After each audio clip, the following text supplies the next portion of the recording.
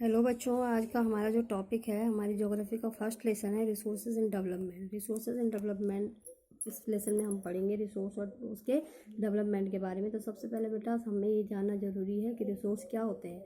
Resource को अगर हम हिंदी में देखें तो रिसोर्स का मतलब संसाधन से है, ठीक है। ऐसी चीज़ें जो हमारी नीड्स को फुलफिल करती हैं उसको हम रिसोर्स का नाम देते हैं, ठीक है। Everything available in our environment which can be used to satisfy our needs provided it is technological accessible, economical feasible and culturally acceptable can be termed as resources, ठीक है। इसकी अगर हम डेफिनेशन देखें तो everything available in our environment, वो सारी चीज़ें जो हमारे इन्वायरमेंट में अवेलेबल है which can be use to satisfy our need, और वो चीज़ें जो अवेलेबल हैं और हमारी नीड्स को फुलफिल कर रही हैं, ठीक है। इट इज़ टेक्नोलॉजिकली एक्सेसिबल, और जिसको हमने टेक्नोलॉजी का यूज़ करके हमने उसको एक्सट्रैक्ट किया है अपने इन्वायरमेंट से। इकोनॉमिकली फेसिबल, और वो चीज़ हमारे लिए क्या है, मीन्स वैल्यूबल है, उसकी वैल्यू है। And culturally acceptable can be term as resource, ठीक है। और जो सोसाइटी के द्वारा एक्सेप्ट है कि ये रिसोर्स है उसको ही हम रिसोर्स का नाम देते हैं, ठीक है। जैसे कि मैं आपको एग्जांपल दूं, मान लीजिए गोल्ड है, ठीक है। गोल्ड अगर हमारे उसमें अर्थ में पड़ा हुआ है, ठीक है, लेकिन अगर हमारे पास टेक्नोलॉजी ना होती तो हम उसको क्या ना कर पाते, एक्सट्रैक्ट ना करते। लेकिन हमारे पास टेक्नोलॉजी है तो हमने उसको एक्सट्रैक्ट किया, और उसको एक्सट्रैक्ट किया तो हम उसकी क्या है, उसकी सोसाइटी, वो उसकी इकोनॉमिकली वैल्यू है, ठीक है। और उसको भी भाई इसीलिए तो वो रिसोर्स है, क्योंकि क्या है, हमारी सोसाइटी ने उसको एक्सेप्ट किया है किसके रूप में, किसके रूप में, रिसोर्स के रूप में, ठीक है। तो ये हमारी डेफिनेशन है कि ऐसी वो सारी चीज़ें जो हमारी इन्वायरमेंट में पड़ी हुई हैं और जब हम उनका यूज़ करते हैं तो वो हमारी नीड्स को फुलफिल करती हैं, तो उनको हम रिसोर्स का नाम देते हैं, ठीक है। जैसे आप ये देख रहे होंगे, ये ट्रायंगल बना हुआ है, ह्यूमन बीइंग है, ठीक है। ह्यूमन बीइंग का जो इंटरेक्ट है वो फिजिकल इन्वायरमेंट से भी है, नेचर से भी हमारा इंटरेक्ट है। फिर हमारा इंटरेक्ट किससे है, टेक्नोलॉजी से भी है, और हमारा इंटरेक्ट किससे है, इंस्टीट्यूशन से है, ठीक है। ह्यूमन बीइंग कोई भी चीज़ को एक्सट्रैक्ट करता है टेक्नोलॉजी के द्वारा, किससे, इन्वायरमेंट से, ठीक है। इन्वायरमेंट से उसको निकालता है और फिर उसको उसके साथ प्रोसेसिंग करने के लिए, उसके साथ उसको एक वैल्यूबल थिंग्स में बदलने के लिए इंस्टीट्यूशन में उसके साथ प्रोसेसिंग करता है और उससे एक वैल्यूबल चीज़ बनाता है, ठीक है। तो यानी ह्यूमन बीइंग जो है उसका इन तीनों चीज़ों से इंट्रैक्शन है, ठीक है। अब है बेटा, आगे आप देख रहे हैं, हम रिसोर्सेज को हमने क्या किया है, क्लासिफाई किया है, ठीक है। रिसोर्स को हमने क्लासिफाई किया है, तो रिसोर्सेज का जो क्लासिफिकेशन आप देख रहे होंगे, रिसोर्सेज है, एक है नेचुरल रिसोर्सेज। रिसोर्सेज को हम हमने दो कैटेगरी में कैटेगराइज किया, नेचुरल और ह्यूमन, ठीक है। नेचुरल में आ गया आपका रिन्यूएबल और नॉन रिन्यूएबल, ठीक है। फिर रिन्यूएबल को हमने फिर उसको क्लासिफाइड किया आगे, तो वो आया कंटिन्यूअस और फ्लो, और दूसरा आया उसका बायोलॉजिकल। कंटिन्यूअस और फ्लो में क्या है आपका, विंड और वाटर, ठीक है। बायोलॉजिकल में हमारे पास जो आया वो है नेचुरल वेजिटेशन, जैसे फॉरेस्ट है और वाइल्ड लाइफ है, ठीक है। ये तो था रिन्यूएबल का। अब है नॉन रिन्यूएबल। नॉन रिन्यूएबल में आप देखेंगे इसको हमने दो कैटेगरी में कैटेगराइज किया। रिन्यूएबल जो रिसोर्सेज हैं वो भी दो कैटेगरी में हमने कैटेगराइज किया, रिसाइकेबल और नॉन रिसाइकेबल, ठीक है। अब देखिए, ये तो था नेचुरल। अब है ह्यूमन। ह्यूमन में देखिए स्ट्रक्चर एंड इंस्टीट्यूशन, और इसको दूसरा कैटेगरी इसकी है क्वांटिटी एंड क्वालिटी, ठीक है। तो ये तो था किसका, रिसोर्सेज का क्लासिफिकेशन। आगे ये सारी चीज़ों के बारे में आप अभी पढ़ोगे कि ये सारी चीज़ें, नॉन रिन्यूएबल क्या होता है, नॉन रिन्यूएबल क्या होता है, रिसाइकेबल क्या होता है, नॉन रिसाइकेबल क्या होता है, ठीक है। अब देखिए, अब हमारे पास अगला जो टॉपिक है, the process of transformation of things available in our environment involve an interdependent relationship between nature, technology and institution. ये मैंने आपको बता दिया कि जो ह्यूमन बीइंग है उसका इंट्रैक्शन है नेचर से, टेक्नोलॉजी से और इंस्टीट्यूशन से। भाई नेचर में कोई चीज़ पड़ी हुई है तो हमने टेक्नोलॉजी का यूज़ किया, उस टेक्नोलॉजी का यूज़ करके हमने क्या किया, उसको ऑब्टेन किया, और उसको फिर ऑब्टेन करके हमने उसको वैल्यूबल इंस्टीट्यूशन में उसका प्रोसेसिंग किया, उससे एक वैल्यूबल चीज बनाई, ठीक है। Human being interact with nature through technology and create institution to accelerate their economic development. ये मैंने आपको बता ही दिया कि हम नेचर से कोई भी चीज़ एक्सट्रैक्ट करते हैं टेक्नोलॉजी से, और टेक्नोलॉजी से एक्सट्रैक्ट करके फिर उसके साथ प्रोसेसिंग करते हैं किसी फैक्ट्री में, इंस्टीट्यूशन में, और उससे एक वैल्यूबल चीज़ तैयार करते हैं, ठीक है। Do you think that resources are free gift of nature as is assumed by many, ठीक है। क्या आपको भी लगता है कि भाई जो रिसोर्सेज है हमारे पास फ्री गिफ्ट है, जैसे कि लोग एज्यूम करते हैं। दे आर नॉट, बिल्कुल भी नहीं। Resources are a function of human activities. Resources क्या है? ह्यूमन एक्टिविटीज का फंक्शन है, ठीक है। रिसोर्सेज क्या है? ह्यूमन एक्टिविटी का फंक्शन है। Human being themself are essential component of resources, और ह्यूमन बीइंग अपने आप में भी एक रिसोर्स है, ठीक है। They transform material available in our environment into resource and use them. भाई अगर ह्यूमन बीइंग ना होता, ठीक है, तो कौन उस भाई ह्यूमन बीइंग ना होता तो नेचर में जो चीजें पड़ी हुई हैं उसको रिसोर्स का नाम कौन देता? ह्यूमन बीइंग है, ठीक है। तो उसने टेक्नोलॉजी का यूज किया, उसको क्या है नेचर से ऑब्टेन किया उस टेक्नोलॉजी के द्वारा, और उसके बाद फिर क्या किया और उसका यूज किया, ठीक है। दी resources can be classified in the following veg. In resources को हम अलग अलग उसमें डिवाइड करते हैं, क्लासिफाइड करते हैं, ठीक है। जैसे आपने क्लासिफिकेशन पढ़ ही लिया था।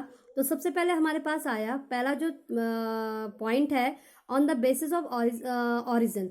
ऑरिजिन के बेस पे रिसोर्स को हमने ऑरिजिन के बेस पे, उसकी उत्पत्ति के बेस पे क्लासिफाइड किया है। और उत्पत्ति के बेस पे हमने कितनी कैटेगरी में क्लासिफाई किया है? इसको 2 कैटेगरी में क्लासिफाइड किया है। एक होता है, एक रिसोर्स होता है बायोटिक और दूसरा होता है अबायोटिक, ठीक है, ठीक है। अब सेकंड जो पॉइंट हमारे पास आया है, on the basis of accessibility, ठीक है, उसके खत्म होने की कगार पे, ठीक है, यानी कि खत्म होने के बेस पे, सॉरी, जो एक्सेसिबिलिटी के बेस पे एक होता है रिन्यूएबल और दूसरा होता है नॉन रिन्यूएबल, ठीक है। तीसरा है हमारे pass on the basis of ownership, ownership के बेस पे, ठीक है। एक होता है इंडिविजुअल, एक होता है कम्युनिटी और नेशनल और इंटरनेशनल।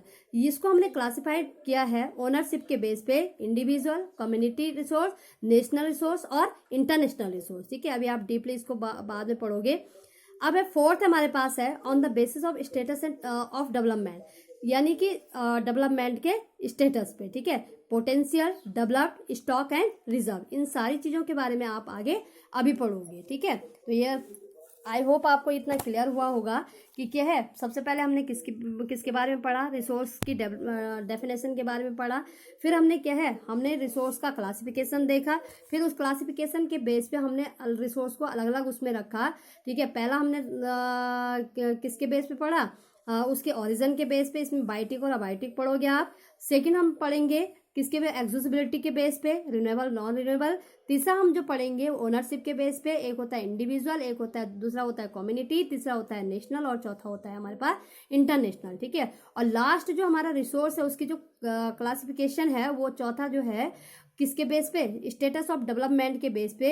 एक होता है पोटेंशियल, दूसरा होता है डेवलप, तीसरा होता है स्टॉक और चौथा होता है रिजर्व, ठीक है। तो इतना आपको क्लियर हुआ होगा। अब हम आगे चलते हैं, अपना नेक्स्ट टॉपिक जो हमारे पास है, अब हमारे पास है टाइप्स ऑफ रिसोर्सेज, ठीक है। टाइप्स ऑफ रिसोर्सेज क्या होता है? टाइप्स ऑफ रिसोर्सेज मीन्स होता है टाइप्स ऑफ रिसोर्सेज, यानी कि रिसोर्सेज जो है, संसाधन जो है वो कितने टाइप के होते हैं, ठीक है।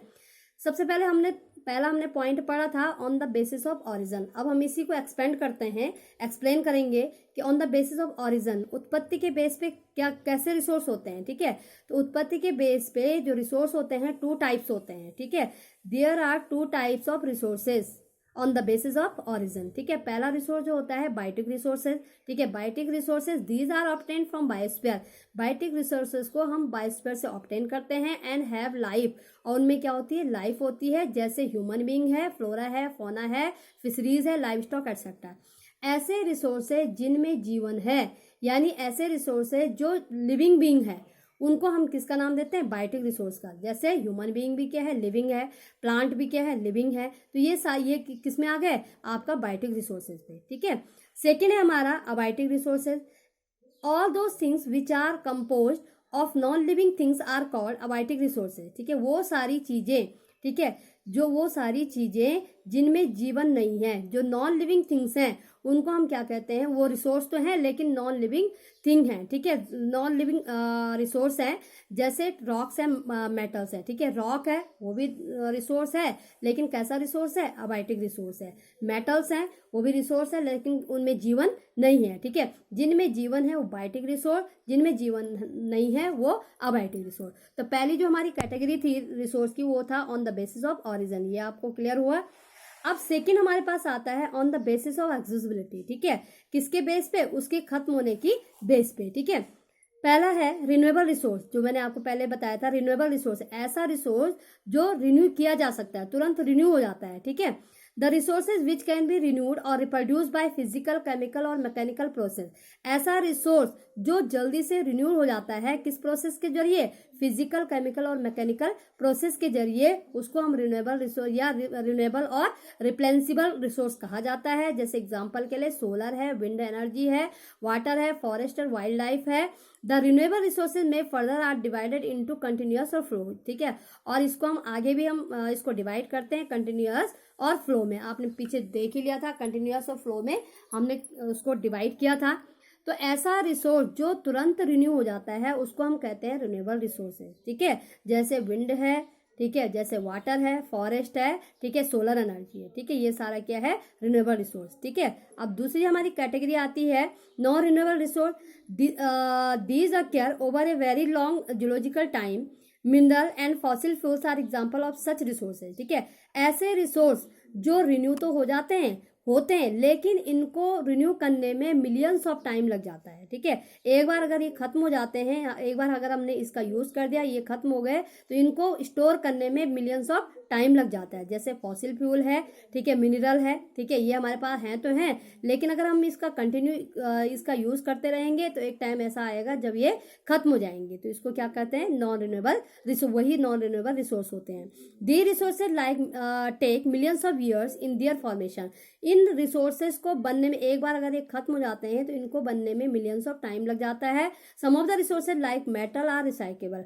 और इनमें कुछ ऐसे रिसोर्स होते हैं जो रिसाइकेबल होते हैं। रिसाइकेबल मीन्स जिसको हम फिर तोड़ मरोड़ के, ठीक है, उसको पिघला के गला के क्या कर सकते हैं? इसको रिसाइकेबल कर सकते हैं, इसको फिर से उसका यूज कर सकते हैं, उससे दूसरी चीजें बना सकते हैं, उसको रिसाइकेबल कहते हैं। And some like fossil fuel, जैसे फॉसिल फ्यूल है जो ईंधन होता है, अगर हम हमारे पास लकड़ी है, कोयला है, अगर हम उसको एक बार जला देते हैं तो वो फिर हम उसका यूज नहीं कर सकते। वो किस में बदल जाता है? वो ऐश में बदल जाता है, राख में बदल जाता है। Can not be recyclable and get exhausted with their use, ठीक है। यानी वो क्या हो जाता है? वो दोबारा रिसाइकेबल के लायक नहीं रहता है और खत्म हो जाता है, ठीक है।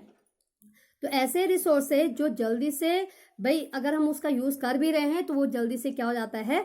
वो रिसाइकल हो जाता है, रिप्रोड्यूस हो जाता है, रिप्लेनिसेबल हो जाता है, उसको रिन्यूएबल रिसोर्स कहा जाता है। और जो रिसोर्स जल्दी से रिन्यू नहीं होते हैं उसको बनने में मिलियन ऑफ टाइम लग जाता है, उसको क्या कहते हैं? नॉन रिन्यूएबल रिसोर्सेज कहते हैं, ठीक है।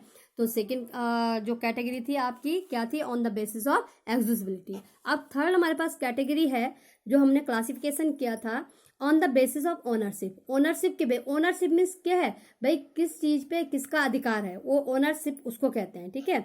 तो सबसे पहले हम कहते हैं पढ़ेंगे इंडिविजुअल रिसोर्सेज।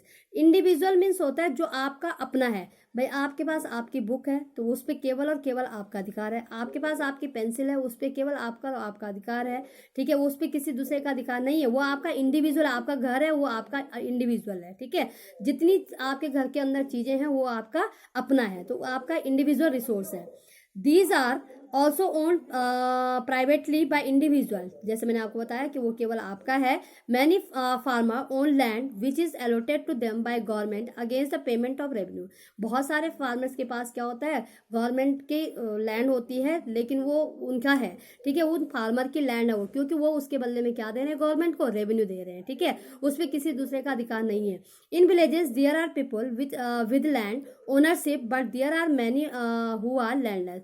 भाई आपने गांव में देखा होगा बहुत सारे जो फार्मर होते हैं उनके पास अपनी लैंड होती है, लेकिन बहुत सारे ऐसे भी होते हैं जो लैंडलेस होते हैं।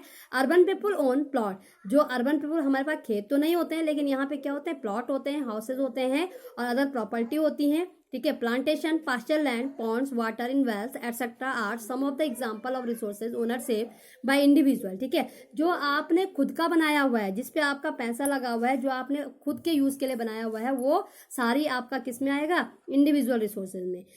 समझ में आया? तो इंडिविजुअल रिसोर्सेज क्या होते हैं? इंडिविजुअल रिसोर्सेज जो आपका अपना है, जो चीजें आपकी है वो आपका इंडिविजुअल रिसोर्सेज में आएगा, ठीक है।